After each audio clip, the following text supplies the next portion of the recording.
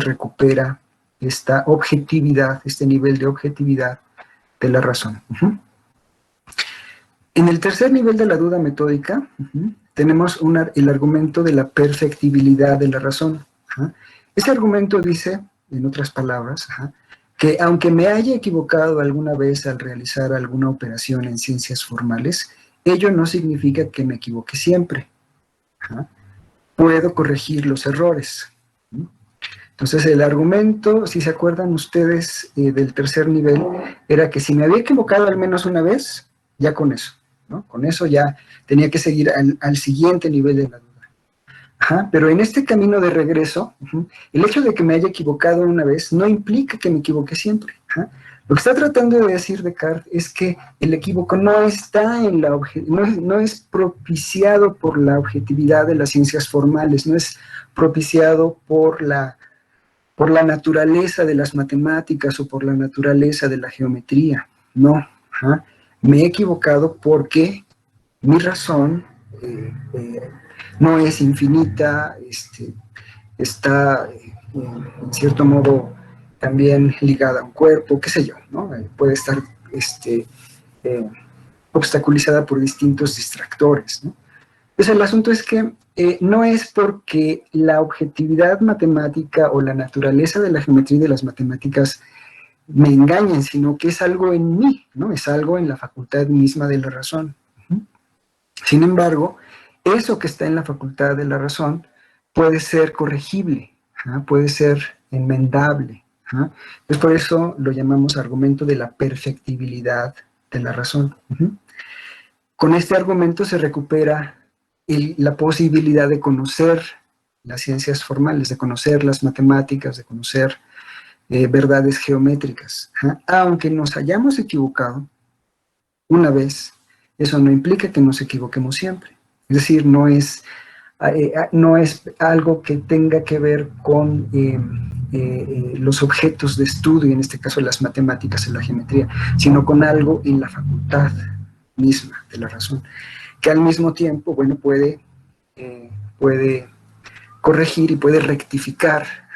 Lo que nos da Dios como argumento es la posibilidad de rectificar los errores, de llegar a la verdad, de llegar a la certeza, a través de una recta operación, un recto funcionamiento de la razón. ¿Sale? Bueno. Entonces recuperamos la confianza en el conocimiento matemático y geométrico, la confianza en las ciencias formales. En el segundo nivel de la duda metódica, ¿se acuerdan que ahí estaba el argumento del sueño? ¿No? El argumento del sueño que decía, yo no puedo encontrar un criterio para distinguir entre estar despierto y estar dormido. En el camino de regreso hacia la objetividad, el argumento va a ser algo como esto.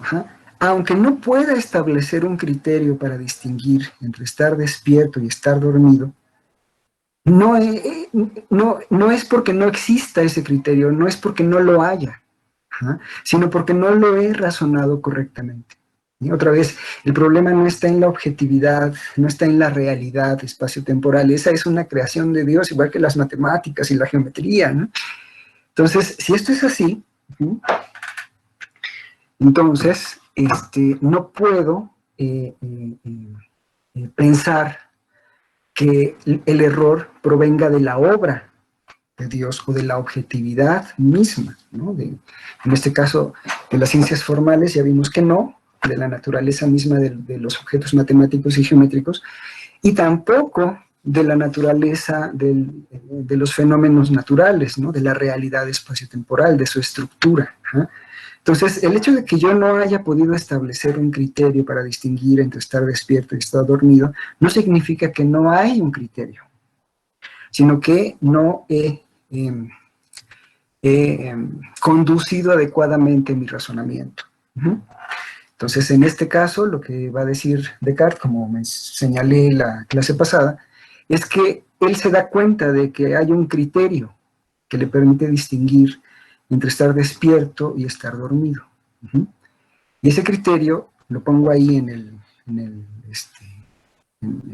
cuadro, ajá, está en la segunda columna de derecha a izquierda, ajá.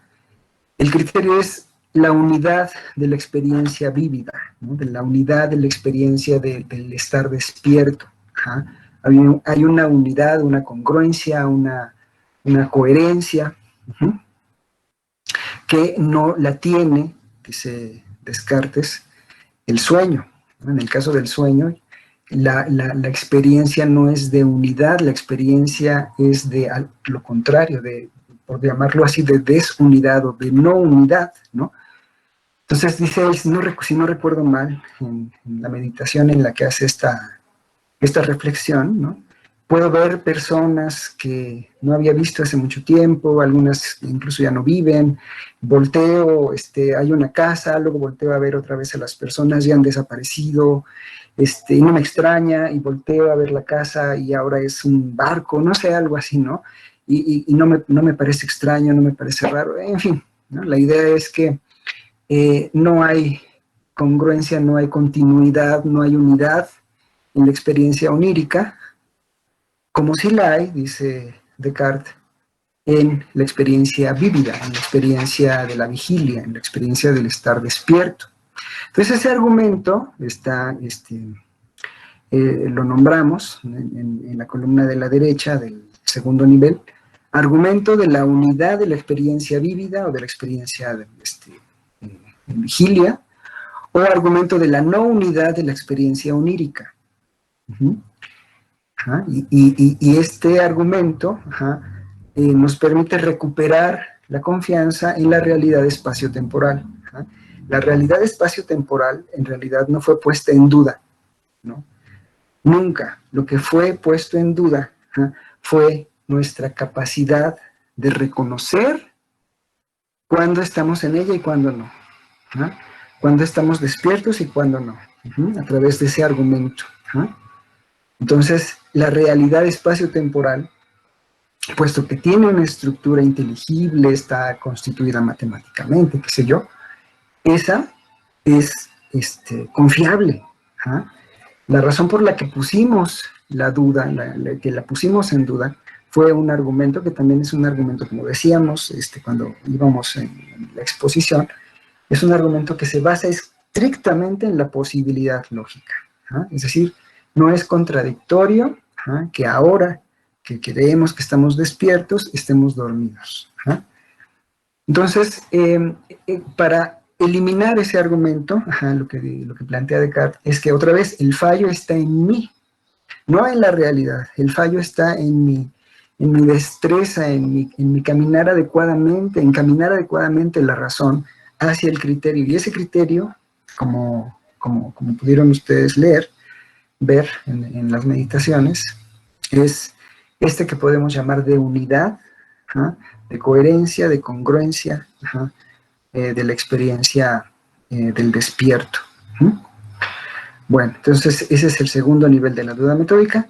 Y por último, el argumento de acuerdo con el cual los sentidos nos han engañado al menos una vez y por eso no son confiables o no son el fundamento de la ciencia, va a ser revisado, va a ser evaluado por Descartes de este modo, ¿no? Aun cuando los sentidos me han engañado o nos han engañado al menos una vez, ello no significa que nos engañen siempre, ¿no?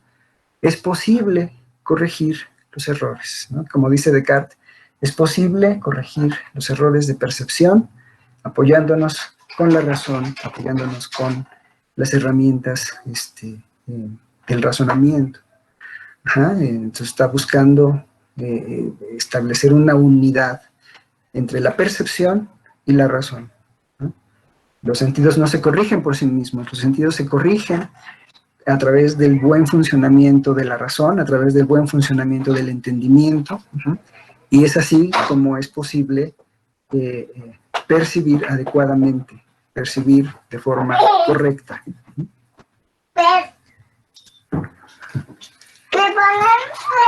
¿Me pones un video?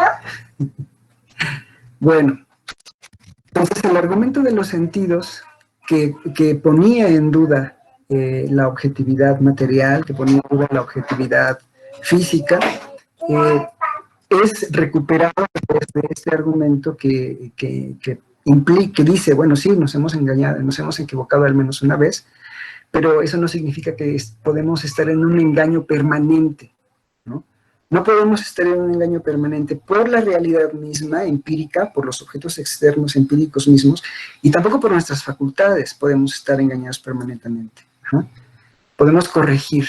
La posibilidad de la corrección, la posibilidad de la recta razón, la posibilidad de corregir en todos estos niveles es una posibilidad metafísica. No es nada más fisiológica, no es nada más lógica, no es nada más, no, es una posibilidad metafísica. Hay condiciones para el conocimiento, porque hay condiciones para la corrección, hay condiciones para la rectificación, y esas condiciones son metafísicas. La objetividad física, la objetividad material y la objetividad formal son perfectas. ¿Sí? La objetividad natural, la objetividad del mundo físico, del universo, y la objetividad del mundo formal, ¿no? Son perfectas. ¿Sí? No nos engañan.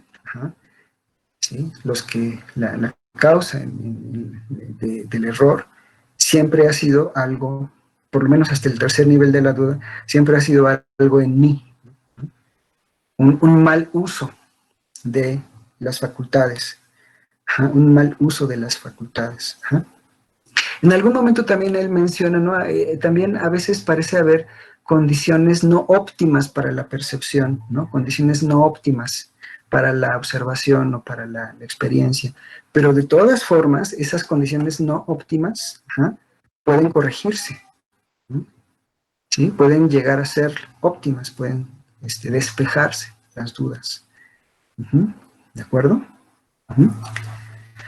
Bueno, entonces con este argumento, que es el argumento también de corregibilidad de los sentidos, el argumento de corregibilidad de los sentidos, recuperamos otra vez la confianza en que los sentidos nos ofrecen certeza. Recuperamos la confianza elemental de que cuando decimos que tenemos calor, pues eso es cierto, ¿no? Porque lo sentimos, ¿no? O de que cuando decimos que sentimos hambre o que vemos un color blanco, pues eso es cierto, ¿no? Es una certeza, ¿no? No me engaño cuando pienso eso, y eso va a ser muy importante, por ejemplo, para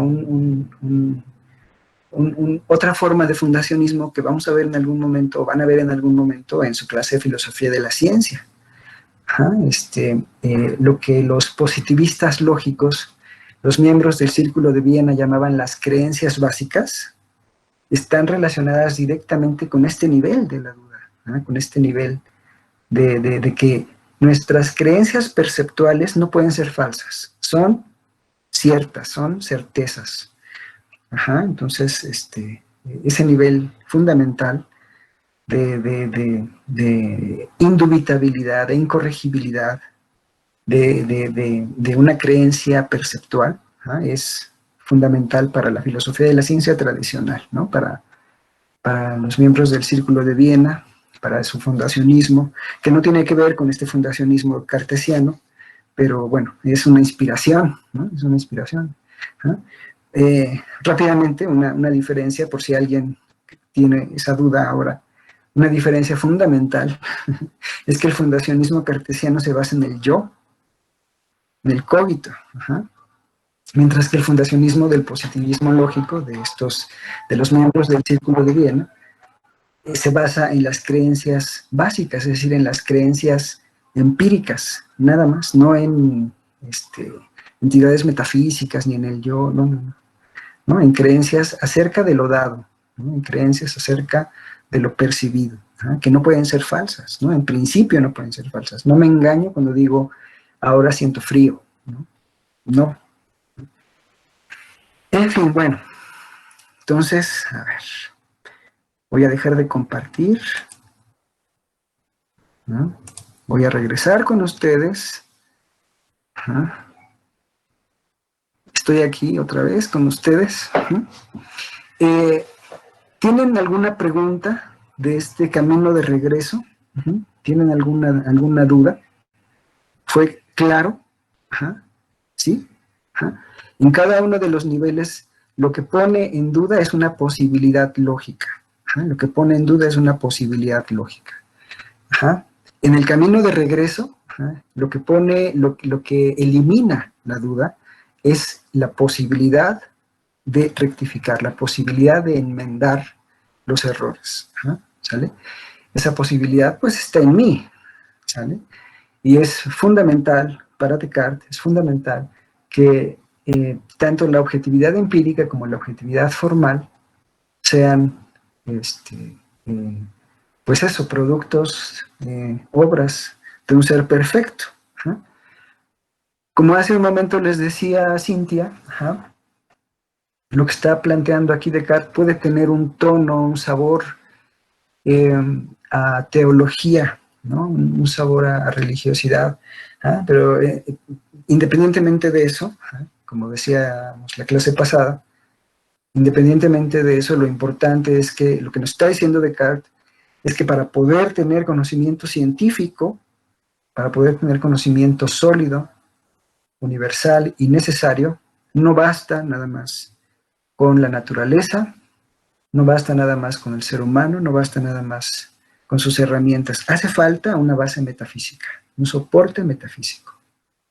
Ajá, eso es lo que es muy importante. ¿Ok? ¿Sí? ¿Sí? Profe, Bueno, yo tengo una duda, perdón. ¿cómo no? Adelante, Osmar. Gracias. ¿Sobre qué diría Descartes? Sobre que hay error en la naturaleza, porque pues si vemos que Dios es perfecto y su obra también lo es, pues porque hay errores en la naturaleza que no dependen incluso de un cogito, porque la naturaleza no tiene cogito. Sí, Tiene un no, funcionamiento, no. pues, ahora sí que extraño, ¿no? Pero ¿qué diría entonces? Sí, bueno, mira, la tradición racionalista de la cual vamos a ver, estamos viendo, digamos, el padre del racionalismo, el iniciador, el fundador de esta corriente.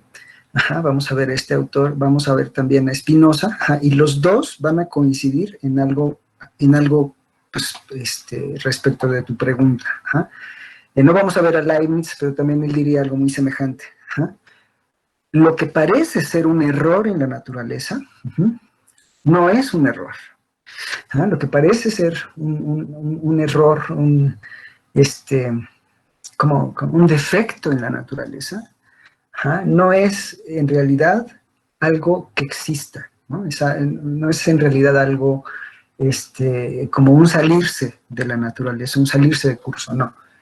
En términos de Descartes, como él lo diría, es todo lo que ocurre en la naturaleza tiene un orden, todo lo que ocurre en la naturaleza tiene un designio.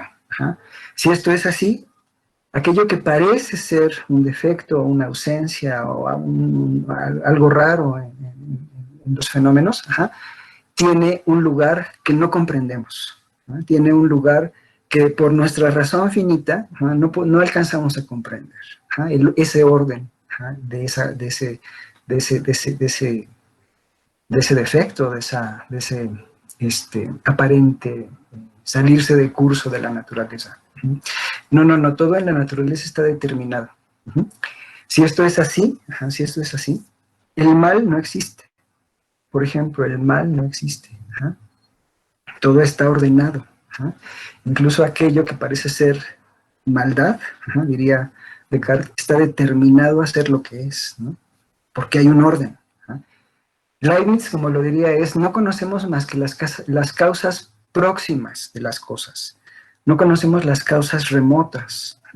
Y las causas remotas son desconocidas, la mayor parte de ellas. Entonces, lo que parece ser un error o un defecto o algo así en la naturaleza, en realidad obedece a causas que no son cercanas a nosotros, causas que no son accesibles pero que en la naturaleza del todo, como una máquina completa, como una máquina perfecta, pues sí tiene un lugar, sí tiene un papel. ¿Sale? Como lo vieron seguramente en Spinoza, porque ese es el autor que vamos a ver con detalle también en estas clases que siguen. ¿Sí? Dios es la naturaleza, Dios no está separado de la creación. Entonces, si Dios es la naturaleza, nada en la naturaleza se da por azar, nada en la naturaleza se da contingentemente o de forma no necesaria, ¿no? Ahí donde parece haber contingencia, ahí donde parece haber algo accidental, hay necesidad detrás, ¿no? Hay necesidad, ¿no? No lo alcanzamos a ver, es nuestro problema, no es el problema de la naturaleza o del cosmos, no es problema de Dios, pues, sino problema nuestro, que no podemos alcanzar a ver toda la estructura, todo el orden. Bueno, muy bien. Esa es la respuesta, Osmar. Esa es la respuesta. Es la negación de la contingencia, la negación del error a nivel natural, ¿no? A nivel de la naturaleza.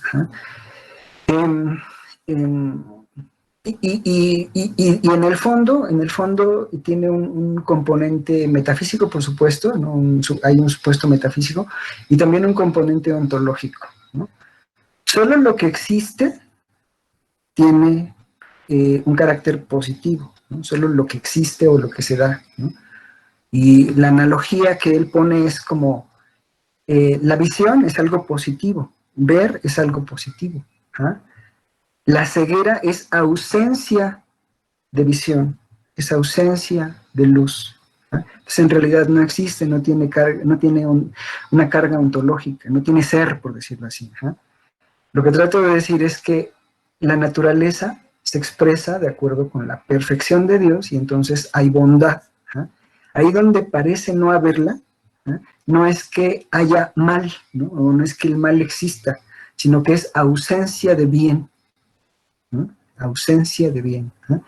Y esta ausencia de bien, como se entiende desde la escolástica, no tiene carga ontológica, es decir, no es algo que exista, es algo que, ¿cómo les diré? Como no alcanzamos a comprender el lugar que tiene en el entramado perfecto de la naturaleza. Y eso es todo. Nos da la impresión de que es algo, pero en realidad no lo es, no es algo malo, por decirlo así. Lo vamos a ver, yo creo, con más detalle en Spinoza. Pero esa sería la respuesta, Osmar. ¿Quedó claro? Sí, gracias. Ahora un breve comentario. No, o sea, si nosotros no podemos accesar a las causas a las cuales la naturaleza responde, que son divinas, bueno, de corte metafísico y esta cosa, entonces no tendría que cambiar la naturaleza de estadio ontológico por más arriba que el ser humano, que ya que no podemos razonar la naturaleza en sus causas a las que responden, no tendría que cambiar o subir la naturaleza de estadio. Pues, espérame, déjame admitir a alguien aquí. Tal como lo piensan los racionalistas, el orden es perfecto, ¿no? Es decir, no tendría que haber nada mejor. O sea, por ejemplo, la respuesta que te daría Leibniz sería: puede haber muchos mundos posibles, muchos, ¿no? Algunos mejores que otros, ¿no? Pero si este existe, este es el mejor de los mundos posibles, ¿vale? Entonces, en relación a tu pregunta es, sí, a lo mejor, ¿no? Pudo haber sido mejor, ¿no? Pero si este existe, esa sería su respuesta. Si este existe, este es el que es, este es el mejor de los mundos posibles. ¿De acuerdo? A lo mejor conceptualmente uno puede pensar, ¿no? Un mundo en donde no hay crimen, donde no hay pandemias, donde no hay virus, donde no hay, algo así. Pero lo que diría Leibniz es que no, ¿no? Que si Dios, bueno, como él lo piensa, ¿no? Dios es creador omnipotente y omnisapiente, entonces la realidad que ha creado es la mejor que puede haber existido. Si hay cosas que parecen no encajar o que parecen poder estar mejor, él diría no pueden estar mejor, solo que no podemos darnos cuenta de por qué ese es el mejor nivel o esa es la mejor estructura, ¿de acuerdo? Esa es la idea, ¿sí? Bueno, muy bien. ¿Alguien más tiene dudas? ¿No? Yo, profesor, yo. Adelante, adelante. Creo que me da un poco de pena hacer esta pregunta a estas alturas del partido, pero ahorita mencionó una diferencia cuando de Spinoza y de si Dios es la naturaleza, entonces no habría contingencia como tal, todo sería más bien respondiendo a una necesidad, y dijo que por un lado es un supuesto metafísico y también ontológico. Por eso entra mi vergüenza de preguntar esto ahorita, porque siento que lo he preguntado muchas veces, pero no me queda clara cuál es la diferencia entre metafísica y ontología. No me odie. Ok, bueno, tradicionalmente la diferencia entre metafísica y ontología es que las condiciones metafísicas son independientes del hombre, son independientes del sujeto, son condiciones dadas, y suelen ser condiciones relacionadas con entidades teológicas, ¿no? Entonces, o entidades separadas de los seres humanos. Entonces, la metafísica de Platón, por ejemplo, ¿no? plantea elementos que tienen una existencia independiente del sujeto, que son entidades, pues, sí, poderosas, son buenas, son etcétera, ¿no? Tienen cualidades de carácter, de cierto tipo, ¿no? Pero lo que es más importante es que son metafísicas porque son eternas, son necesarias, eternas e inmutables, ¿sale? Necesarias, eternas e inmutables.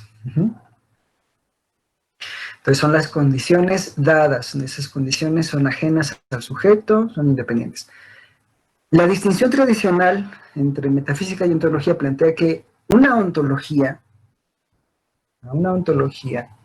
establece que las condiciones de la realidad son propias del sujeto, son subjetivas, son del ser humano.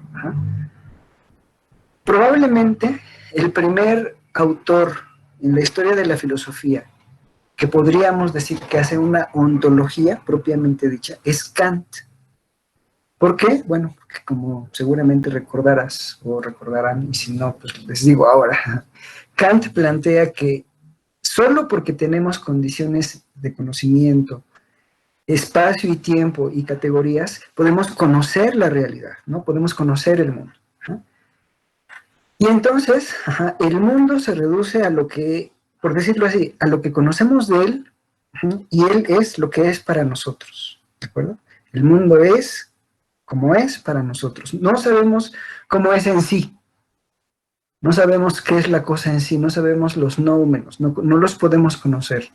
No podemos conocer a Dios, no podemos conocer el origen del universo, no podemos conocer si el alma es inmortal. Eso lo vamos a ver el año que entra, el semestre que entra. Pero podríamos decir que ya hay una ontología ahí porque las condiciones del conocimiento son también condiciones de la realidad, son también condiciones del ser, de la existencia de las cosas. Y esas condiciones son condiciones del sujeto, son condiciones subjetivas. Ahora bien, Natalia, esto es algo que se está discutiendo actualmente, si hay ontología en Kant o no. Pero en quien sí, digamos, es el autor por excelencia que dice, no, una cosa es la metafísica y otra es la ontología. Es Heidegger. ¿Sí? Y entonces, claramente, Heidegger, en Ser y Tiempo, lo que nos dice es el momento de volver a hacer la pregunta por el ser. Y quien tiene la capacidad de hacer la pregunta por el ser y de respondérsela, pues es el ser ahí, es el hombre. Entonces la ontología, ¿no? Comprendida, no desde un punto de vista epistemológico, no desde un punto de vista científico, ¿no? Como podríamos decir que es en Kant todavía, la ontología propiamente dicha, esa distinción básicamente es planteada por Heidegger, ¿no? ¿Sale? Entonces, tomando como base esa definición, que las condiciones del ser o que las condiciones de la existencia refieren al sujeto, yo podría decir, bueno, pues el primero que pone esas condiciones en el sujeto es Kant, ¿no? Con la revolución copernicana. Pero Heidegger diría, creo yo, que esas condiciones siguen siendo condiciones epistemológicas, ¿no? Siguen siendo condiciones lógicas, siguen siendo condiciones ajenas al sujeto, en fin. La ontología, como él la concibe, es una ontología que tiene que ver con, pues con varias cosas, pero específicamente con esto que acabo de decir, volver a hacer la pregunta por el ser, y ese que hace la pregunta por el ser es el hombre, el ser ahí, y tiene también la capacidad de responder, pero, ahí les va la diferencia, las condiciones del ser, las condiciones de la realidad en Heidegger no son epistemológicas. Las condiciones del ser en Heidegger, a diferencia de Kant, no son epistemológicas, son existenciales, son propias de la existencia del sujeto. ¿Sí? Él las llama existenciarios. Entonces, esa ontología es una ontología particularmente diferente, ¿no? Es una ontología pues muy distinta de lo que habíamos visto en la historia de la filosofía. Y bueno, en la facultad ustedes estudian o bien metafísica o bien ontología, porque a quien le encargaron, entre muchos otros profesores destacados, que hicieran el plan de estudios, el primer plan de estudios de la carrera de la Facultad de Filosofía, fue José Gauss. Y José Gauss fue traductor de Ser y Tiempo al español, ¿no? Entonces José Gauss dijo, no, pues los chicos tienen que estudiar o bien metafísica o bien ontología. Y claro, ¿qué se iba a ver en ontología? Heidegger. Solo Heidegger. Total, puro, total y absoluto Heidegger. Entonces, por eso ustedes tienen esas dos materias como opción. O estudian metafísica o estudian ontología. O si quieren, estudian primero una y luego estudian la otra. Pueden hacerlo sin problema. Pero esa es una diferencia. Así como lo plantea Heidegger, es la historia de la metafísica, es la historia del ser desde la atemporalidad, ¿no? Son los autores que han pensado al ser como eterno, como infinito. Descartes, ¿no? Spinoza, claro, Leibniz, ¿no? Etcétera, ¿no? Probablemente, sí, todavía Locke, yo creo podríamos decir que hay entidades metafísicas en su posición. Y quien claramente está planteando o planteó en algún momento en la historia de la filosofía que la realidad, al menos como es para nosotros, es finita, es decir, no es eterna, es temporal. Es Kant, otra vez, ¿no? Es Kant, ¿no? Esta idea de preguntarse por el ser desde la temporalidad, no desde la historicidad, sino desde la temporalidad, desde la idea de finitud, es propia de Heidegger. Y la idea, pues, es que, en efecto, las condiciones del ser, de la existencia y de la realidad, al ser condiciones humanas, son condiciones finitas.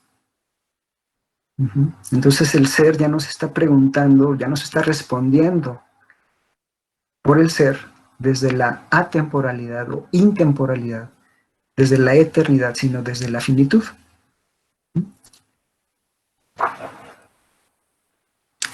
¿Sí, Natalia? Sí, profe, gracias. ¿Mejor? Genial, No, genial, de nada. genial. No, de nada. Bueno, entonces, ahora... yo tengo una pregunta. Sí, cómo no, Dante. Ajá. Bueno, pues estaba checando las meditaciones y esta versión que tengo aquí trae como un anexo muy grande de objeciones y respuestas en las que se le hacen varios filósofos, teólogos, y estaba checando una que le hace Hobbes y me llamó la atención que, pues bueno, me parece como que le hace preguntas pues como que nada que ver con lo que dijo él. Pero en una, básicamente critica el que deduzca que de pensar él es, y dice, bueno, por ejemplo, un verbo caminar, de caminar no se deduce que tú eres una caminata. Entonces le responde Descartes, o sea, que obviamente no se refiere a pensar solamente como una acción, sino que también lo toma por la facultad. Entonces, me llama la atención por qué el pensar es un verbo que funciona así, y me puse a pensar en otro tipo de verbos que pudieran funcionar así, y pues no se me ocurrió ninguno. Entonces, ¿pensar es como un verbo único en ese sentido? ¿O qué lo hace diferente de los demás? Y esa sería como una razón por la que el pensamiento de Descartes se basa tanto como en ese verbo. Sí, en efecto, cuando él responde esa objeción diciendo que no es una actividad simplemente, digamos, como así, como caminar o como, ¿no? Sino que está referida a una facultad, está pensando que la noción de pensar implica o involucra distintas formas de pensar, es decir, hay un momento en las meditaciones en donde él dice, ¿no? Sentir, hablar, tener miedo, tener hambre, ¿no? Tener dolor, ¿no? Son formas de pensar, ¿no? Es decir, lo está pensando de una forma muy amplia, ¿no? La facultad de pensar no solo se reduce a las cogitaciones, ¿no? sino que tiene un sentido mucho más amplio, ¿no? Que involucra también el sentir, ¿no? Entonces, vamos a regresar, por ejemplo, a la tercera meditación o la cuarta, ¿no? En donde dice, ya no tengo cuerpo, estoy soñando, no sé qué. Aún si estoy soñando y no tengo cuerpo, ¿no? Estoy en el genio maligno, hagan de cuenta, aún si no tengo cuerpo, sigue siendo cierto que si yo me pincho con una aguja, voy a sentir dolor, ¿no? Eso sigue siendo cierto. En ese sentido es algo formal, ¿sí lo ves? Es algo formal, es algo necesario. Aunque no tenga cuerpo, aunque sea un engaño de genio maligno, sigue siendo cierto que estas actividades refieren a algo que podemos llamar la actividad del pensar. Y ese pensar refiere a una entidad, a una sustancia pensante. Entonces, la cosa pensante, dada esta actividad, dada esta multiplicidad de modos en los cuales se puede dar el pensamiento para Descartes, implica la existencia. Yo decía que es importante en las meditaciones, que las meditaciones están escritas en primera persona, de singular. Entonces, cuando él llega a pensar es una forma, no como si pienso entonces soy, o si pienso entonces existo, la conexión, la liga, ¿no? Entre una y la otra, entre la acción y la sustancia, se da de una forma pues inmediata, se da de una forma sin fisuras, no hay un razonamiento, como algunos han dicho, es un asunto metalógico, es una cuestión fáctica, ¿sabe? Eso es para Descartes. Sin embargo, como vamos a ver, Dante, Kant también va a decir algo al respecto. Va a decir que una objeción en relación al verbo ser. No puedes pasar del pienso al soy, sino del pienso a algo piensa, algo así. En fin, la idea es que lo que yo diría es que la estructura gramatical en la que están puestas las meditaciones metafísicas en relación a la primera persona de singular hace casi necesario que esa liga de entre pienso y existo o pienso y soy sea una liga muy fuerte. Pero y probablemente como lo están pensando Hobbes y como lo están pensando Kant, es que el verbo ser no es el tipo de verbo que es como, ¿cómo se llama eso? Como referencial o autorreferencial, ¿sale? Ese es en el fondo el problema, ¿no? Cuando se utilizan otros verbos como comer, como correr, como la acción del verbo refiere a un sujeto que corre o un sujeto que come o un sujeto que hace la acción. En el caso del verbo ser, no es la misma relación autorreferencial. ¿Sale? Hay una, sí, creo que esa es la clasificación. No es un verbo, a ver si no recuerdo mal, no es un verbo pronominal, es decir, no está implícito en el verbo el sujeto, ¿no? Sino la acción simplemente. Bueno, eso es algo que veremos posteriormente con Kant, ¿no? Y también en su clase de filosofía de la ciencia verán seguramente una objeción de Carnap al argumento del cogito también. Seguramente lo van a ver, ¿no? Que es pensar una forma sustancializadora o cosificadora del pensar. Muy bien. Oigan, tenemos que avanzar. Voy ahora a hacer algunos comentarios. Voy a hacer algunos comentarios que me han hecho falta, mencionar sobre las meditaciones, ¿sale? Son al menos 6 cosas. Vaya que si me ha hecho falta mencionar. Son al menos 6 puntos. Bien. Voy a poner mi documento. No los voy a ver. Si alguien quiere mencionar algo, va a tener que prender su micrófono y decirme, ¿vale? Porque no los estoy viendo ahora.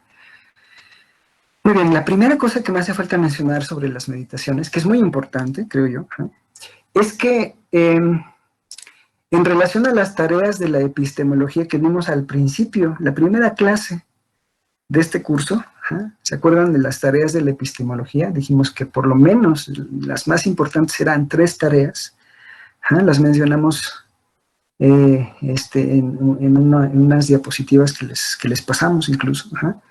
La primera era el análisis de los conceptos epistemológicos, el análisis lingüístico, ¿no? El análisis lógico de los conceptos epistemológicos. La segunda tarea es responderle al escéptico. Y la tercera es establecer los métodos del conocimiento. Dijimos, esas son, entre otras muchas, las tareas más importantes de la epistemología o de la teoría del conocimiento. Bueno, en relación al autor que estamos viendo y que vamos a terminar de ver hoy, podemos decir que Descartes lleva a cabo las 3 tareas. El análisis de los conceptos epistemológicos, lo que está haciendo Descartes, si se fijan, es analizando el concepto de conocimiento o analizando el concepto de ciencia, episteme, y cada uno de los niveles de la duda metódica es un nivel es un nivel de análisis, un nivel de análisis distinto. Lo que hace en cada uno de esos niveles es quitar lo contingente para quedarse con lo necesario, con lo que es absolutamente necesario. En el primer nivel de la duda, si ustedes recuerdan el cuadro de la duda, en cada uno de los niveles, en el primero, por ejemplo, elimina, ¿no?, cierto aspecto, ¿no?, de los sentidos, ¿no?, su falibilidad, ¿no? Es decir, lo toma como, ¿cómo les diré? Sí, eso, elimina la contingencia o los factores contingentes para quedarse con lo que es absolutamente necesario. En otros años, he dicho, cada uno de esos niveles son niveles de descontingencialización. Son niveles de descontingencialización. Es decir, en cada uno de ellos lo que hace Descartes es quitar elementos o factores contingentes, ¿no? Condiciones no necesarias para el conocimiento. Eso es análisis, ¿no? Ese es un ejemplo de análisis conceptual. ¿Ah? Y durante siglos solo teníamos ese ejemplo, ¿sí? Quitar lo contingente, ¿ah? Para quedarnos con lo necesario, ¿sí? Esa es una forma de hacer análisis conceptual, ¿sí? La otra llegó muy tarde, probablemente, a lo mejor algunos dirán demasiado tarde, ajá, y es hasta el siglo XX en el que el análisis conceptual se hace de otra forma. ¿Ah? Ya no es esta tarea de quitar elementos o factores contingentes para quedarse solo con lo necesario, sino que el análisis se liga a un tipo de lógica distinta que Descartes no conocía, la lógica simbólica, ¿no? La lógica desarrollada por Russell. ¿Ah?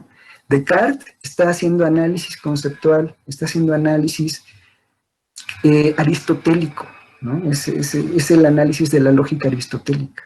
¿Ah? Quitar la contingencia para quedarse solo con lo necesario. ¿Ah? Este análisis es un ejemplo de esa tarea de la epistemología. ¿Ah? ¿Sale? Bueno, por supuesto, al final de su análisis, la conclusión de su análisis es el cogito, que es lo más necesario, es lo absolutamente, bueno, no, es la condición necesaria. Todavía no es suficiente, pero sí necesaria, ¿no? Ahí culmina, ¿no? ¿Sale? Bueno, entonces Descartes lleva a cabo la tarea del análisis conceptual, del concepto de conocimiento, del concepto de justificación, por supuesto, del concepto de verdad, ¿no? ¿Sí? Está todo el tiempo analizando qué justifica el conocimiento. Ajá, ¿sí? Un conocimiento justificado para Descartes es un conocimiento incontrovertible, un conocimiento infalible, incorregible, ¿ah? Deductivo, no provisional. ¿Ah? ¿Sale? ¿Ah? Bueno, ¿y qué es un conocimiento verdadero? Bueno, pues un conocimiento verdadero es ese que ya no puede ir más allá de sí mismo, ¿no? Es decir, que ha tocado la realidad, que ha coincidido con su objeto, ¿no? Esa coincidencia no es únicamente subjetiva, no es únicamente algo que dependa del objeto, no es una coincidencia, es una adecuación, ajá, que tiene una base metafísica.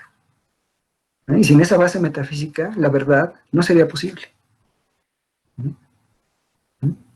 Entonces, conocimiento, justificación, verdad. La justificación corresponde a razones incontrovertibles, razones no revisables, razones infalibles, ajá, y la verdad corresponde con un entorno metafísico.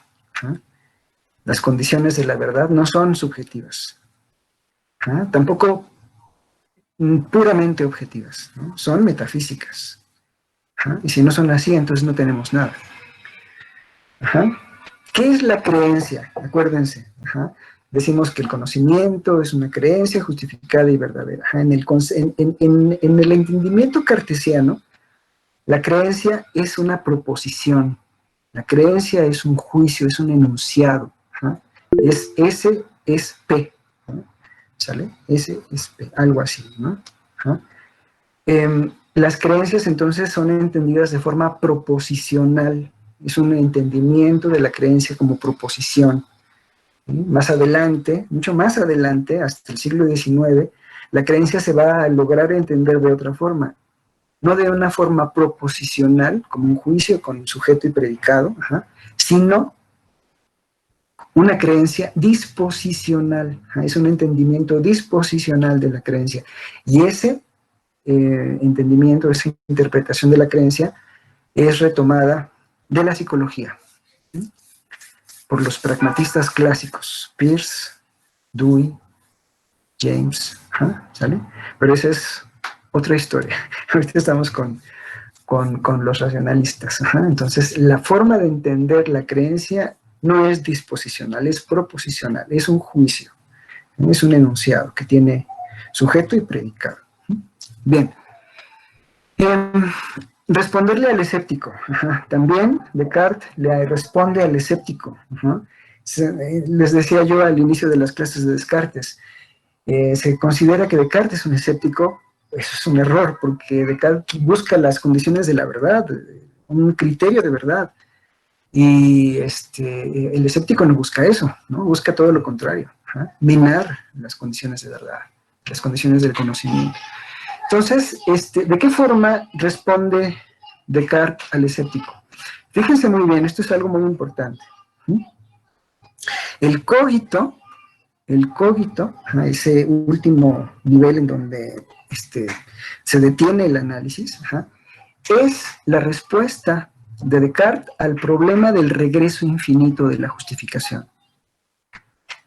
En la época de Descartes había un autor francés también, que se apellidaba Montaigne, que había retomado argumentos clásicos, argumentos muy viejos, escépticos. Y uno de esos que retomó y que llegó a ser muy importante fue el trilema de Agripa. Ustedes recuerdan el trilema de Agripa que vimos también al inicio de las clases. El trilema de Agripa plantea que es imposible justificar las creencias porque se cometen inevitablemente tres vicios, tres problemas. El regreso al infinito, la circularidad viciosa o el dogmatismo. ¿Se acuerdan?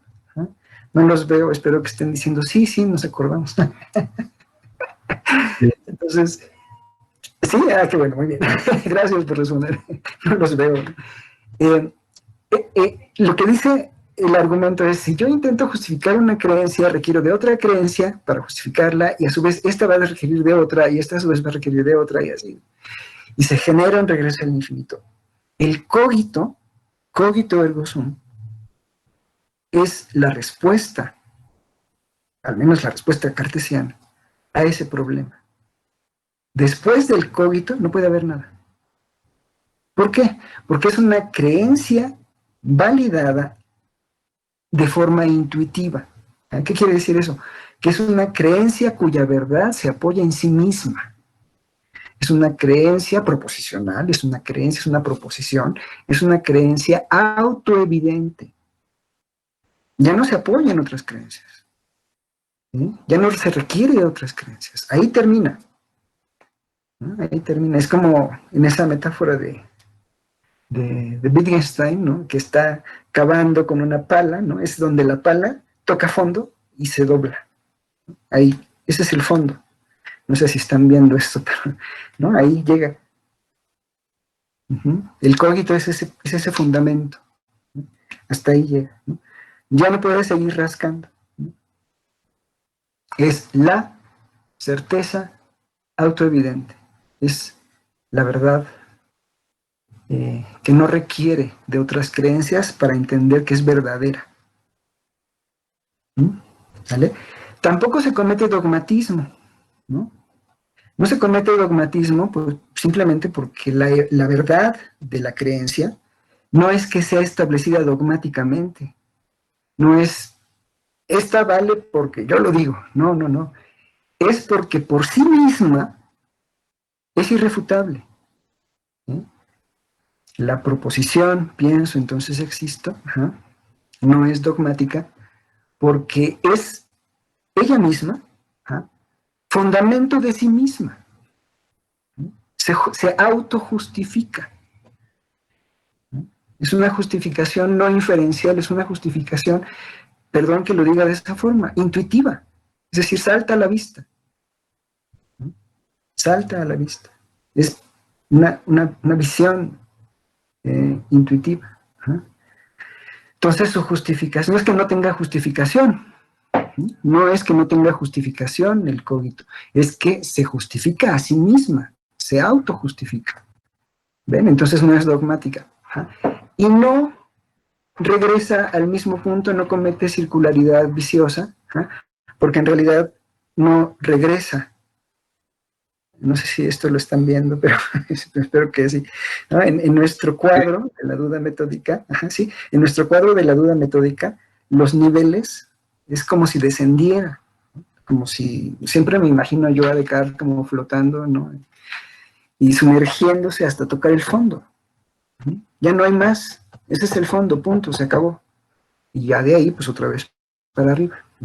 Bueno, la idea es que el cogito no es una creencia que esté al principio, ¿no? Es una creencia que está en el fondo. No hay circularidad, ¿no? No estoy dando por supuesto aquello que quiero demostrar, lo estoy descubriendo, ¿vale? No se comete circularidad, no hay petición de principio. No está desde el inicio, por decirlo así. Esa creencia no, va al fondo. Entonces, Descartes está también llevando a cabo la segunda tarea más importante de la epistemología tradicional, que es responderle al escéptico, ¿no? La respuesta al escéptico diría esto: ¿hay condiciones para la justificación? Sí. ¿Sí? El cogito es el criterio fundamental para poder responder, para poder justificar todo el conocimiento. Es el modelo, es la base, es el criterio, es el molde. ¿Vale? Es el molde. Bien, entonces se responde el trilema de Agripa. Y por último, también establece los métodos del conocimiento. ¿Cuáles son los métodos del conocimiento? Por el momento, solamente uno es el válido. Se establece el método deductivo, se establece el método a priori, se establece el método analítico, por excelencia. Para la tradición racionalista, el método por excelencia para obtener conocimiento es este: un método analítico, que por ser analítico es a priori, es decir, independiente de la experiencia, independiente de la observación, a priori, válido a priori. Analítico, deductivo, por supuesto, deductivo. Y pues si las bases, si la base, que es el cogito, es una certeza, la cosa extensa también, la proposición de la cosa extensa también, y la demostración de que Dios existe, ¿no? También son certezas, pues entonces todo lo que esté fundado sobre esto, sobre ellas, si está bien deducido, va a ser verdadero, ¿no? Necesariamente verdadero. Entonces, análisis, deducción, método a priori, en una palabra, ¿no? El criterio de claridad y distinción, ¿no? ¿Sí? El método del conocimiento por excelencia para ellos, para estos tres autores, Descartes, Spinoza y Leibniz, va a ser ese, ¿sí? La deducción. Muy bien. No es que no haya inducción, no es que desconozcan la inducción, no, sí.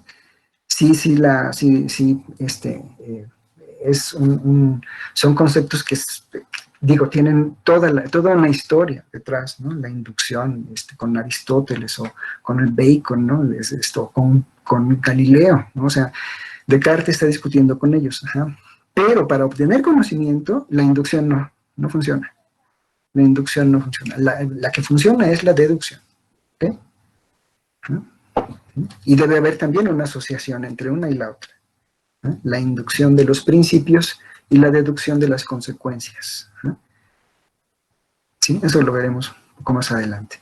Bien, este es el primer punto. Ay, por Dios.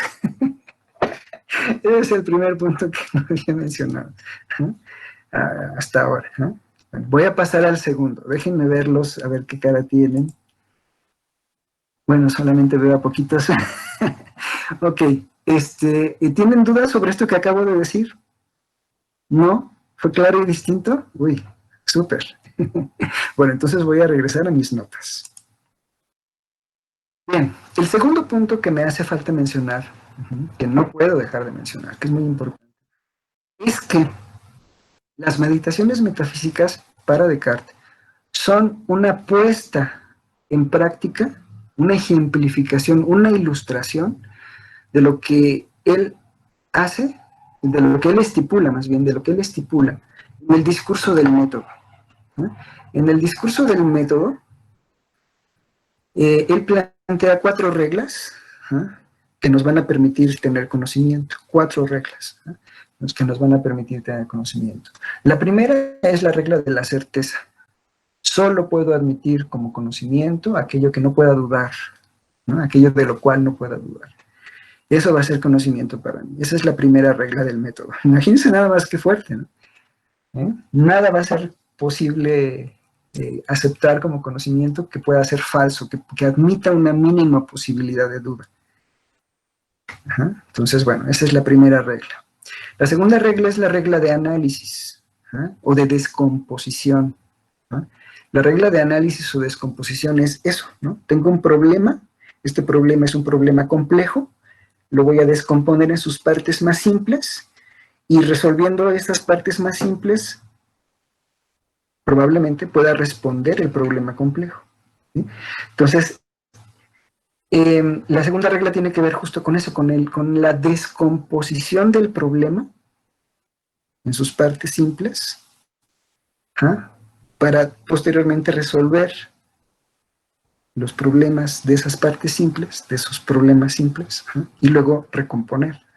La tercera regla, ya puede adivinarse, pues es la de reconstitución o composición o síntesis también se llama, que es esta de volver a armar con base en lo analizado la respuesta al problema complejo. Esa es la tercera, la de composición, la de síntesis o reconstrucción, reconstitución del problema. Y por último, la cuarta regla, consiste en ver si resolvimos realmente el problema, si realmente resolvimos el problema complejo. Bueno, pues por sus resultados lo veremos, ¿no? O sea, por sus aciertos lo veremos. Si realmente hemos resuelto el problema complejo, entonces lo vamos a poder ver prácticamente, ¿no? En la obtención de nuevos conocimientos, en la obtención de resultados, en la obtención de éxitos, etcétera, ¿no? En explicar y en predecir de forma adecuada. Profesor, ¿podría repetir Sí, la primera regla, por favor? La primera, ¿cómo no? Sí, ahí les van, todas, las voy a repetir todas. La primera regla es la regla de certeza. La regla de certeza. Es una regla de infalibilidad. Y lo que dice es, solo puedo admitir como conocimiento aquello que es infalible, aquello que es indubitable, ¿no? Lo que no quepa la más mínima posibilidad de duda. Esa es la primera regla del método. La segunda regla es la regla de análisis o descomposición. Descomponemos el problema en sus partes simples. Es la regla divide y vencerás, así, ¿no? La descomponemos el problema, luego atendemos los problemas por separado, chiquitos, no compuestos, ¿no? Y posteriormente, la tercera regla es recomponer todo, ¿no? Hasta regresar al problema general o al problema grande. Entonces, certeza, análisis, síntesis, o certeza, descomposición y composición, esas son las tres. Y la cuarta se suele llamar verificación. La cuarta regla es la de verificación o de validación, por decirlo así. La idea es que si realmente hemos resuelto el problema complejo del que partimos, lo vamos a ver por sus resultados. Y específicamente, en el caso de la teoría del conocimiento, o de la filosofía de la ciencia, en relación a su poder explicativo y su poder predictivo. Poder explicativo y poder predictivo. ¿Okay? Entonces son esas cuatro. Bueno, en las meditaciones metafísicas, Descartes parte de un problema complejo. ¿Sí? Parte del problema que dijimos aparece en el primer párrafo de las meditaciones, al final del primer párrafo. Establecer el criterio de verdad científico. Establecer el criterio de verdad. No contamos con uno, lo necesitamos. O sea, ese es el problema complejo. Y lo que hace Descartes es guiarse por estas reglas. Solo voy a admitir aquello que es absolutamente cierto. ¿sí? No voy a tomar ninguna creencia como buena o como verdadera o como válida si puede ser dudosa, si puede caber una mínima posibilidad de dudar de ella. ¿Sale? ¿Se acuerdan? Ajá. Entonces, ahí está la primera regla. El análisis, la regla de análisis o descomposición está en los niveles de la duda metódica. Ahí está el análisis, ya lo dije hace un momento. Ajá. Y luego, en el regreso, está la reconstrucción, la composición, la síntesis de lo analizado, ¿no? De lo hecho previamente, ¿no? De la descomposición hecha antes. Ahora vamos a volver a armar todo. Pero lo que es muy importante, eso es muy importante, es que esta nueva composición, este nuevo armado, esta nueva reconstrucción, no es para nada el mismo mundo del que partimos. Eso debe ser muy importante. El mundo del que parte Descartes, incierto, ajá, y dudable, ajá, no es el mismo al que regresa una vez hechas las meditaciones metafísicas, no, en lo absoluto. El mundo ahora se le manifiesta a Descartes como un mundo cognoscible, con certeza, ¿no? Como un mundo accesible, ¿no? ¿Sale? Entonces, están las tres reglas: la certeza, análisis, descomposición, descomposición, luego composición, otra vez es el camino de regreso, ajá, y al final, ajá, la cuarta, la de verificación, tiene que ver con que para Descartes el nivel alcanzado en las meditaciones metafísicas le va a permitir a Descartes hacer descubrimientos posteriores, ¿no? Le va a permitir tener explicaciones y predicciones válidas. Si su reconstrucción ha sido correcta, si el criterio de verdad ha sido realmente establecido, claridad de distinción, o en otras palabras, este carácter analítico de las proposiciones, de implicitud, ¿sí? El predicado está implícito en el concepto del sujeto. Si lo niego, caigo en contradicción, todo eso. Si eso es cierto, entonces voy a poder ahora avanzar en la ciencia, desarrollar la ciencia. Esa es la prerrogativa. Y en efecto, lo que hace Descartes es una física basándose en su idea de que la cosa extensa no tiene espacio, no hay espacio libre, no hay espacio vacío, no hay espacio vacío. Y entonces formula una serie de reglas deductivas con base en esta concepción de la extensión del universo como lleno de algo que él llamaba éter. Pues todo está lleno de éter, ¿no? Y formulan no las primeras, pero sí los antecedentes de unas leyes científicas deductivas, ¿no? Que todo cuerpo, por ejemplo, solo se puede mover por empuje, choque o presión, ¿no? Empuje, choque o presión, ¿no? A través del éter. En fin, bueno, estas leyes van a ser después desarrolladas por Newton, ¿no? ¿Vale? Pero eso es algo muy importante, ¿no? El camino de regreso, el camino de ida del análisis y el camino de regreso de la síntesis hacia el mundo, nos ofrece un mundo completamente diferente. No es el mismo mundo del que partió Descartes en la primera meditación al que regresó en la sexta. ¿Sí? Eso es algo fundamental. Bueno, esta es la segunda cosa que había que mencionar, que quería mencionar. ¿Tenemos dudas hasta ahora? ¿No? ¿Ninguna? ¿Sí? ¿Están de acuerdo con lo que acabo de decir? ¿Sí? Yo una pequeña duda. Perdón. Adelante, Osmar. Sí. En este discurso del método, ya en el cuarto paso, digamos, en la validación, no sé que este cuarto paso sea como de comprobación, no sea más, o sea, racionalista, sino empirista, porque es con base en la realidad. Y eso no interfiere con nada en que sea en lo absoluto. Exacto, no. Es una muy buena pregunta. Esta cuarta regla tiene que ver con la validación, la comprobación, y tiene hasta cierto punto un tono empirista, ajá, o inductivista, ¿no? Ajá, es una validación o comprobación observable. Ajá. Pero lo que es importante, Osmar, es que previamente yo tengo un criterio a priori. ¿Sí se ve? Entonces, la observación es sierva de la razón. ¿Sí se ve? Ajá. Lo a posteriori está condicionado, está determinado por lo a priori.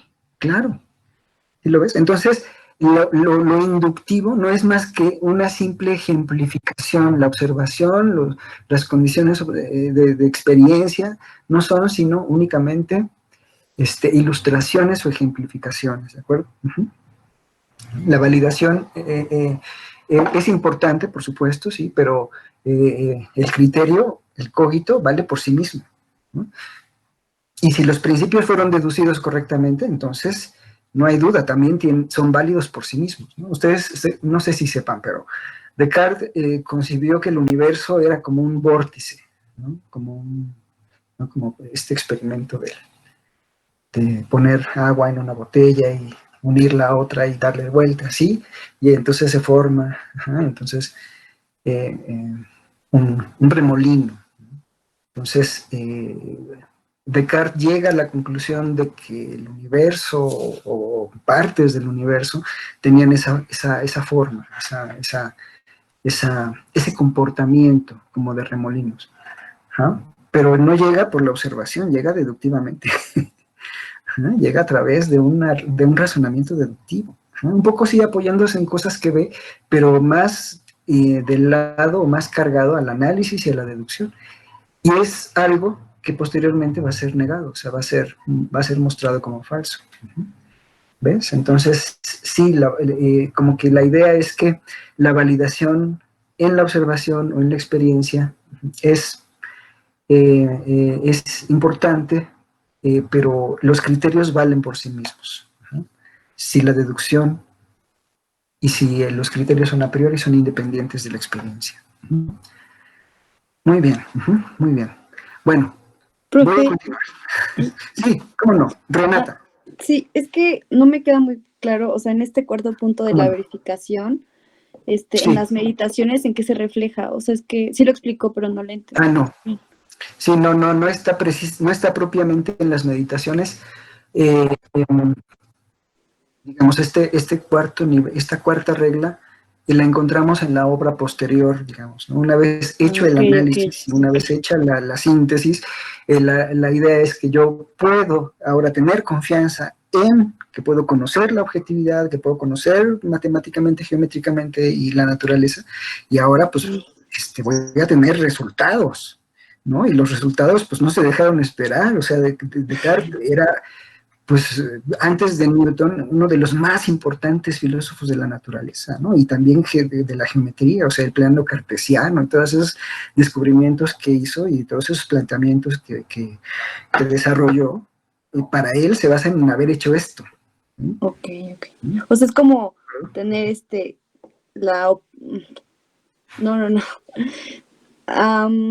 como la oportunidad de verificar con lo que se observe, ¿no? Exacto. Sí, Con los avances, con los desarrollos que vayamos a tener, ajá, y que tuvimos, porque pues ya lo podemos decir, ¿sí? Realmente Descartes hizo avances en la óptica, en la geometría, en la física, en todos lados. Entonces, pues podríamos decir en cierto modo que su análisis pues fue correcto, ¿no? Y su síntesis también, o sea, se aplicaron las 4 reglas, sin duda.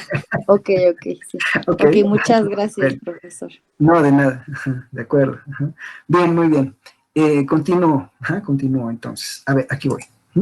Bien, debo mencionar también que en un momento dado se pensó que la existencia de Dios dependía de la existencia del yo, de la experiencia de la existencia del cogito.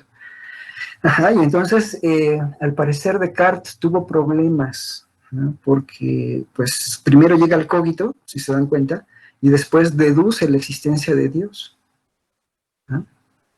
Y entonces, pues, los que eran muy quisquillosos, dijeron, este señor está diciendo que la existencia de Dios depende de la existencia del yo, ¿no? Pues, ¿qué está diciendo, no? Este señor quiere morir quemado o colgado. Y entonces Descartes, pues, en efecto, fue llamado a testificar, fue llamado a aclarar, ¿no? ¿Qué es lo que está diciendo?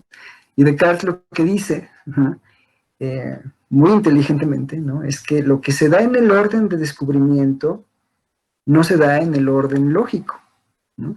En el orden de descubrimiento el cogito es primero, yo llego a él primero, ¿no? Pero en el orden lógico, Dios es fundamental. Dios está en el orden lógico por encima o como fundamento de todo, ¿no? ¿Sí? Entonces parece así como, sí, ¿de verdad? Así como una respuesta muy ad hoc, ¿no? Uno es el orden de descubrimiento, ¿no? El orden de las meditaciones, ¿no? Sí, yo llego al cogito y después demuestro la existencia de Dios, pero Dios es más importante, ¿no? No, sí, claro. Lo que quieres es salvar tu pellejo, ¿no? Y entonces dijo algo, bueno, argumenta del siguiente modo. La necesidad del cogito es condicionada. Es decir, la necesidad de mi existencia, del yo, está condicionada al pensamiento, ¿sí? Si pienso, entonces existo. Pero el pensar mismo no es necesario. Puede no haber existido. En cambio, la necesidad de Dios es incondicionada, ¿sí? La necesidad de Dios es absoluta, ¿sí? La necesidad de Dios no depende de nada. Su existencia no depende más que de sí mismo, ¿sí? La existencia de Dios no depende de otra cosa más que de sí mismo, ¿sí? Cuando yo digo, el cogito es necesario, es una proposición necesaria, se dice porque al pensar acompaña necesariamente la existencia, o el pensamiento, es la actividad, implica la cosa pensante, ¿no? Por decirlo así, lo implica, ¿no? Con necesidad, pero el pensar mismo es contingente, ¿no? No es necesario. En cambio, la necesidad de Dios, la necesidad de la existencia de Dios es incondicionada, es incondicionada, no depende de ninguna de ninguna cosa que sea contingente. ¿Cómo lo sabemos? Otra vez, ¿cómo lo sabemos? Bueno, pues porque la existencia de Dios se sigue por definición. Eso es algo que también debo mencionar ahora. La existencia de Dios. Descartes recurre a dos argumentos. Para demostrar la existencia de Dios, muy importantes. El primero lo vimos aquí, el argumento que implica un principio causal. Ese lo vimos. El segundo es lo que se conoce como el argumento ontológico. Ese aparece en la quinta meditación. ¿Qué diferencia hay entre el argumento ontológico y el argumento que aparece en la tercera meditación, el argumento que recurre a un principio causal? La diferencia fundamental entre el argumento ontológico y el argumento de la tercera meditación es que el argumento de la tercera meditación está mediado por un principio de la razón. Es decir, yo tengo que aceptar el principio de causalidad para de ahí deducir la existencia de Dios. ¿Vale? Lo pusimos aquí con mucho cuidado. Acepto el principio como un principio demostrativamente cierto, intuitivo, y sobre esa base digo, tengo en mi mente la idea de Dios, yo no pude haber sido su causa, entonces tiene que ser su causa algo externo, ¿no? En cambio, el argumento ontológico es un argumento directo, es un argumento no mediado, es un argumento inmediato, ¿sí? ¿Por qué? Porque se sigue por definición, ¿no? ¿Cómo es el argumento? Dios es perfecto, ¿no? Si no existiera, no sería perfecto. La existencia es una perfección.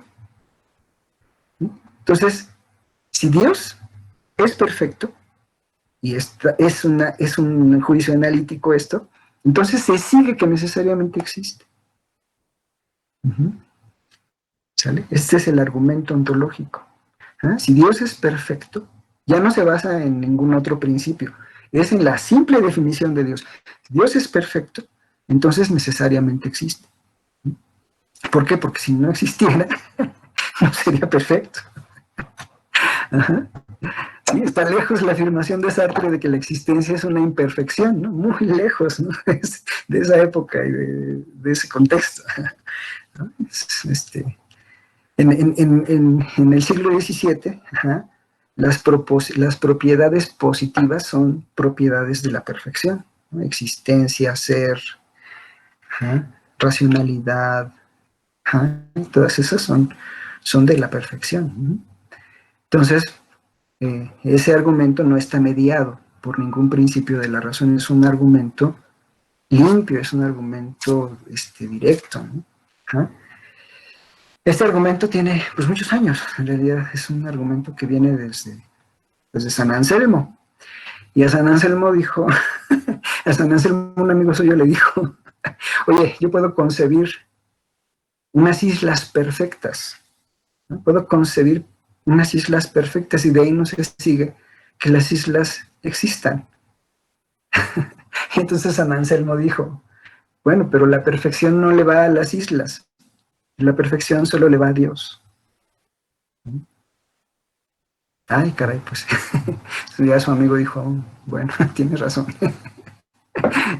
Entonces el argumento es sólido, bueno, es un argumento interesante, ¿no? Es un argumento que tiene igual validez lógica y todo eso, ¿no?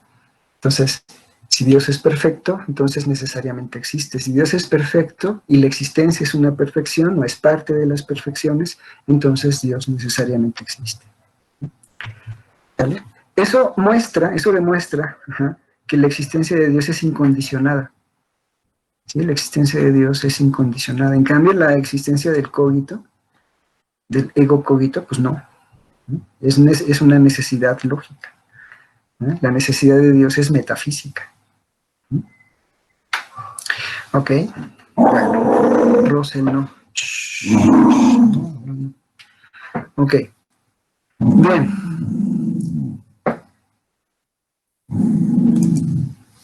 ¿Hasta aquí? ¿Vamos bien? ¿Sí? ¿Vamos bien? ¿Sí? ¿No se me han perdido? ¿No se me han ido todavía? Ok, bueno, voy a seguir. ¿Todo bien? Ok, perfecto. Bueno, un punto más que me hace falta mencionar, un punto más que me hace falta mencionar antes de cerrar con Descartes, es que a lo mejor no lo había dejado claro, pero ahora quiero hacerlo claro, explícito. Dios, el concepto de Dios, no solo permite la posibilidad de que mis creencias sean verdaderas, no la garantía de que lo sean, sino la posibilidad de que lo sean, ¿sí? Implica una condición que hace posible que mis creencias sean verdaderas. No solo eso, no solo es eso, una condición epistemológica, sino que también permite algo que en algún momento mencioné y que ya no regresé a ello. Permite el paso del yo al nosotros, del yo al todos. Cogito ergo sum solo refiere, en el punto en el que lo menciona Descartes, solamente refiere a él. Y cuando cada uno de nosotros lo leyó en su cuarto, en su cuarto, iba a decir en la biblioteca, pero pues ni cómo, ¿verdad? En su cuarto, en la sala de su casa. Cuando lo leyó, ese cogito, ego cogito, yo pienso, refiere al uno mismo, ¿no? Entonces seguramente voltearon a ver así a su hermano, su hermana, o su mamá, su papá, o el vecino, y dijeron, pues yo ya me salvé, ¿no? Yo existo, ¿no? Estoy seguro de eso, ¿no? Es una certeza. El otro, quién sabe. ¿No? En este nivel, los demás pueden no existir incluso, ¿no? El otro, ¿no? Bueno, cuando se demuestra la existencia de Dios, Dios funciona como ese puente que nos mencionaba Cintia, entre el sujeto y el objeto, pero además también como la condición que nos hace posible pasar del yo al todos, del uno al todos. Esta universalidad potencial del cogito se vuelve una universalidad fáctica, una universalidad completa. ¿Sí? Entonces, ese ego cogito no solo depende de mí, no solo se refiere a mí, sino a cualquier otro sujeto posible que plantee cogito. Bien, muy bien. El último punto, y este es uno muy importante. Esperen, me voy a prender la luz porque ya está oscuro.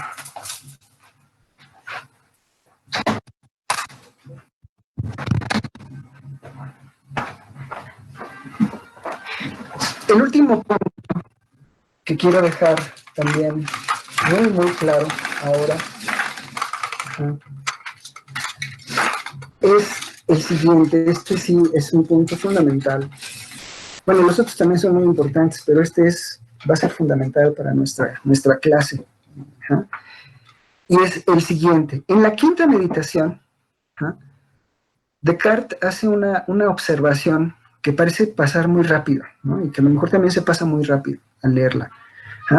Y es la observación de que Dios es la condición de unidad de la experiencia, de que Dios es la condición de posibilidad de unidad de la conciencia y de unidad de la naturaleza. La idea es que el sujeto, el yo, es un sujeto, ¿cómo les diré? Es un sujeto que sí se puede decir que es uno, ¿no? Que es uno a través del tiempo, pero la unidad de Dios, la identidad de Dios es mucho más, ¿cómo les diré? Es lógicamente mucho más importante que la unidad de la conciencia del yo. De hecho, la unidad de Dios, la unidad de la conciencia, la unidad de este concepto, la unidad de Dios, se expresa una identidad. A es igual a. En cambio cada uno de nosotros, pues, tenemos una unidad, ¿cómo les diré? Una unidad que no es, ay, bueno, suena horrible que lo diga así, no es la unidad de Dios porque está en el tiempo la nuestra. Nuestra unidad, como yo, está en el tiempo, se da a través va a través del tiempo. En cambio, puesto que Dios no es temporal, la unidad de Dios, entonces es una identidad. A ver, permítame un momento.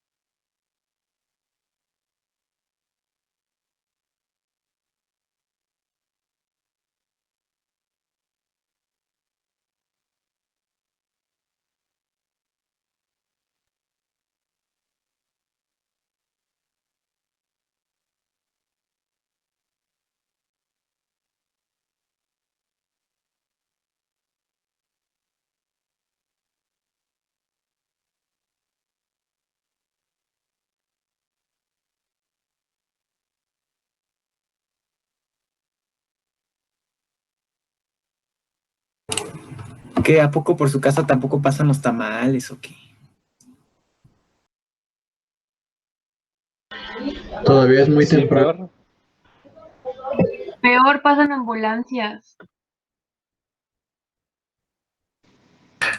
Aquí estoy de nuevo. Disculpen, es que con ese ruido no me podía concentrar y además, bueno, seguramente también ustedes oían y probablemente oían más a los músicos que a mí. Entonces, bueno, ya terminaron y entonces continúo, ¿sale? Esto es algo que es un comentario que es algo muy importante y no lo puedo dejar pasar así como así. Lo que acabo de decir es que la unidad de la conciencia, la unidad del yo, la identidad personal, la identidad de cada uno de nosotros, es una identidad o es una unidad que se da en el tiempo. Entonces, propiamente, no es una unidad, no es una identidad. El único momento en el que es una identidad A igual a es en el mismo lapso, en un lapso del tiempo. ¿ah? Pero pasando de uno a otro, ¿ah? No podemos decir que seamos los mismos. ¿Ah? Esa es la idea. Lo que nos da coherencia, continuidad, unidad en la conciencia, no es algo en nosotros, no es algo en la naturaleza, es un elemento metafísico. Es la unidad de Dios, esa es la idea. ¿Ah? ¿Por qué? Pues porque este elemento no está en el tiempo, no está atravesando en el tiempo, ¿sí? Es atemporal. ¿Ah? Luego también Descartes dice, ¿cómo es que yo puedo saber que la experiencia es la misma, que cuando regreso a la casa, por ejemplo, la casa es la misma que dejé en la mañana, no sé qué, ¿se acuerdan? Cuando está hablando de la diferencia entre el sueño y la vigilia. ¿Ah? Bueno, lo que le da unidad a la experiencia, lo que le da la unidad a la experiencia no es algo en la experiencia misma, ni tampoco algo en el sujeto. ¿Ah? Lo que le da unidad a la experiencia es Dios, la unidad de Dios. ¿Sale? Entonces la unidad de Dios es la base de la unidad de la experiencia, es la condición de la unidad de la conciencia y también es la condición de la unidad de la naturaleza. ¿Ah? ¿Qué quiero decir con la unidad de la naturaleza? ¿Ah? Que lo que ocurre en el pasado en la naturaleza, lo que ha ocurrido en el pasado en la naturaleza, seguirá ocurriendo y ocurrirá en el futuro por designio, por necesidad. Hay una unidad, hay una estructura, hay un orden, y ese orden es inquebrantable. ¿Vale? Esa unidad que encontramos en la naturaleza, ese orden, esa estructura, la estructura de la experiencia, la unidad de la conciencia, no se debe a otra cosa, sino a esta condición metafísica. Eso es algo muy importante. Voy a poner un ejemplo. Voy a poner un ejemplo solo de una reflexión que se dio un tiempo después con Berkeley. Berkeley decía, ser es ser percibido. Ser es ser percibido. Yo tengo ahora aquí mi vaso de vidrio, bueno, un frasco que suelo llenar con agua. Entonces, este frasco lo pongo aquí, lo percibo, lo puedo tocar, lo puedo ver. Si yo salgo del cuarto y me pregunto allá afuera si el vaso existe, puesto que no lo estoy percibiendo, no puedo decir que exista. Porque ser es ser percibido, ¿sí? La condición de la existencia de las cosas es la percepción. Entonces, estando allá afuera, y no hay nadie aquí en el cuarto, ya saqué también a mi perro porque estaba ladrando. Si la condición es la percepción, entonces no puedo decir, estando allá afuera, que el vaso exista. Pero puedo estar seguro, dice Berkeley, puedo estar seguro de que el vaso existe, porque sí hay alguien que lo está percibiendo. No yo, no mi perro. Dios es el perceptor en acto, el perceptor actual en acto de todo lo que existe. Entonces, cuando yo regrese al cuarto, estando allá afuera, ¿no? Regreso y veo mi vaso y digo, es el mismo. ¿Sí? Es el mismo. Aunque atravesada en el tiempo, es el mismo. ¿Sí? ¿Qué le da unidad a la experiencia? ¿Qué le da unidad al objeto? ¿Yo? No. ¿El objeto mismo? No. Un perceptor externo, metafísico. Dios. ¿Sale? Esa idea ya está en Descartes. Dios es condición de unidad del objeto, del sujeto y de la naturaleza. Eso va a ser muy importante. ¿Sale? Y ya se encuentra, por supuesto, ya se encuentra también en esto.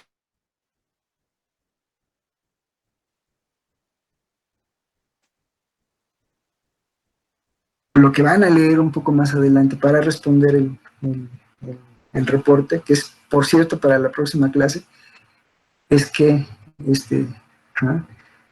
Dios es pues eso, la naturaleza, el cosmos, no está separado, como en el caso de Descartes, o en el caso de Leibniz. Dios es su creación, Dios es su obra, ¿no? Entonces, las condiciones ya no son, pues por decirlo así, metafísicas, ¿no?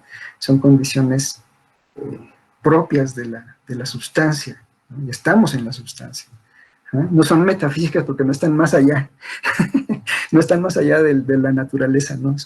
Podríamos decir, son metafísicas porque son necesarias, siguen hablando de una estructura, de un orden dado, inquebrantable, ajá, ¿sale? Ajá. Pero ya no son metafísicas en ese otro sentido, que están separadas, ¿no?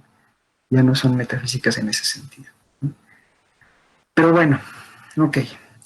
Esas son las cosas que quería mencionar, que en algún momento dije, tengo que decirlo, y se me iba, y hice un listado de las cosas que me hacían falta mencionar de las meditaciones, y salieron estas 6 cosas, ¿ok? Entonces, bueno. Oiga, profe. Adelante, sí, déjame gracias. cerrar esto para poder verte. Ay, no tengo mi cámara Listo. prendida, perdón. Ah, ok, bueno, entonces sale lo mismo. Dime, Renata, dime. Es que ya no entendí. ¿Nos da referente a qué? ¿A existir? O sea, la unidad de Dios. ¿Cuál es el referente que nos da? El referente, cuando me refiero a la unidad, me refiero a que somos, por ejemplo, en el caso del yo, de que yo soy el mismo desde que tenía 5 años hasta ahora. Okay. Ajá, ok.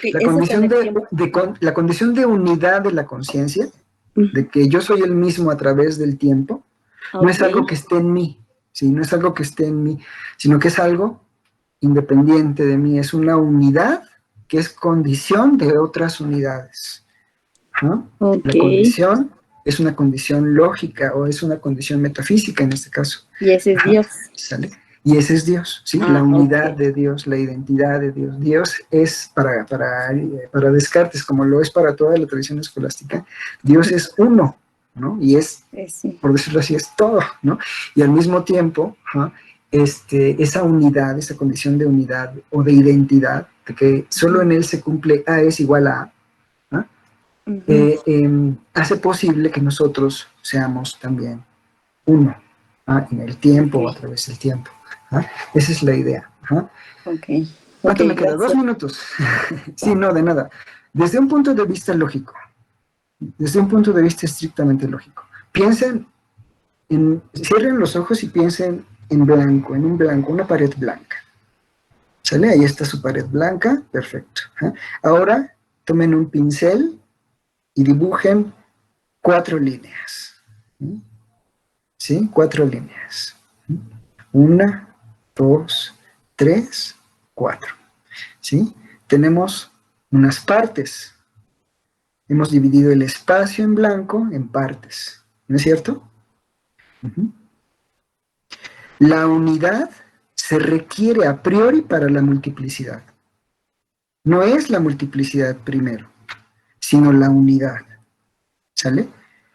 Intenten hacerlo al revés. Vamos a pensar primero en las partes, ¿no? Piensen las partes del espacio, ¿no? Si yo quito,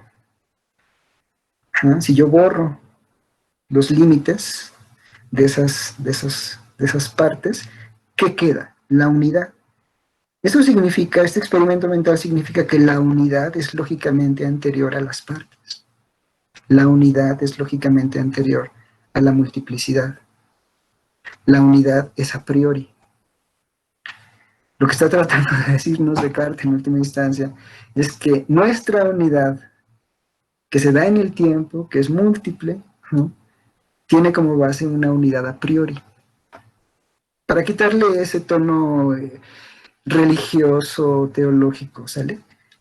La unidad que somos en cada uno de nosotros, pero que estamos en el tiempo, en la temporalidad, ¿no?, requiere de una unidad a priori.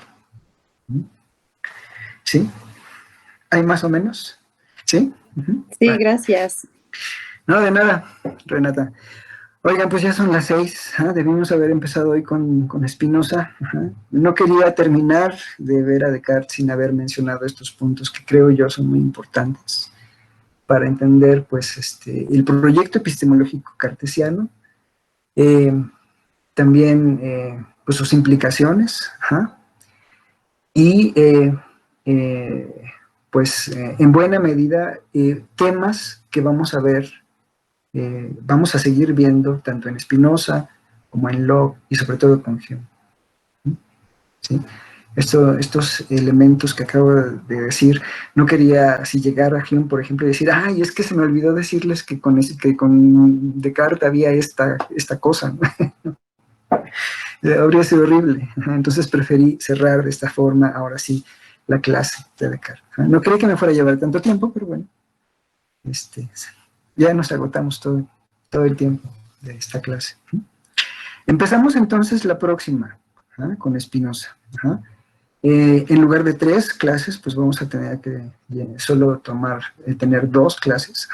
En la primera veré, la siguiente clase, veré elementos de su metafísica, elementos de cómo entiende él el universo, ¿sí? Para poder entender su teoría del conocimiento, para poder entender su epistemología, tenemos que ver cómo concebía el universo. Cuáles son las diferencias fundamentales entre Spinoza y Descartes. ¿Sí? Bueno, pues no me queda más tiempo como para poder entrar ahorita al Tratado de la Reforma del Entendimiento. Profe, Así que, sí, adelante.